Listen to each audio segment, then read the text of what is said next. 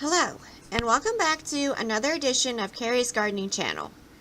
Today is April the 3rd, 2018, and I was recently asked where the seed pods form at on wax begonias. So I'm going to show you here. These are my ones that I grew from seedlings. These are my seedlings here, and they started blooming. So we have these flowers here, and if you look at the backs of them, whoops, that one actually came off. Or no, it didn't. It did. Sorry. One moment. Let me get that off here. Okay. There's no seed pod on the back of this one. And there's 3 here that don't have any seed pods on them at all. But if you look at this one here, this funny shaped thing on the back here is actually your seed pod.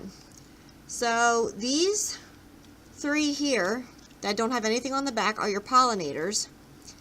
And this one right here would be the female flower because it has this thing on the back.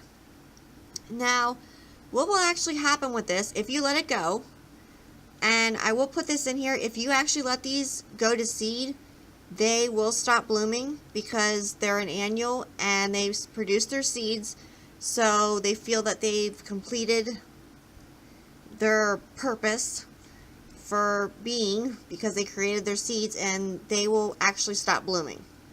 So it's recommended to actually take these off unless you want to collect the seeds from them. So what will happen with this if you let it on is it will turn a tan color, which I'll show you what a ripe one looks like here. So it will actually turn a tan color like this one here. This is a different kind of wax begonia. I think this is one of the dragon wings or something like that. And what you do is you take a container and you break this seed pod open in the container.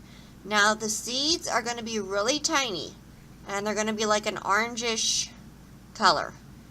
Okay, we're back over here. I dropped the other one, sorry. You might need like a magnifying glass to see the seeds, or you might need like a microscope. And begonia seeds actually look really neat under a microscope because you can see all like the cell structure that makes the seed up.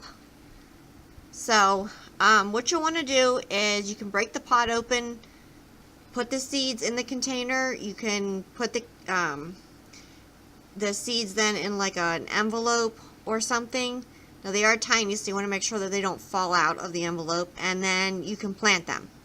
And if you want to store them for longer periods of time, you can actually take and put them in a Ziploc bag. You can put the seed envelope in a Ziploc bag, sorry about that, and you can put it in the refrigerator and it'll last longer. The seeds will. And then you just get them out and plant what you want when you want them. Now, most of your wax begonias and most of your begonias are actually hybrids. So they will not seed true. I couldn't tell you what you'll get, but you know, you never know, you might get something really neat.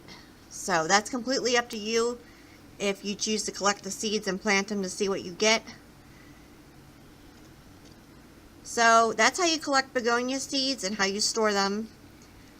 You can let them out to dry, but I will tell you, if you get any kind of like air blowing on them or wind, they're going to blow away very easily.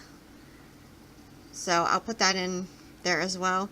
So if you like my video, please like, comment, subscribe. If you have any questions, you can leave them below and I'll try and answer them for you. Please don't forget to hit that little notification button that notifies when I put a new video on. Thank you for watching, and I hope you have a nice day. Bye.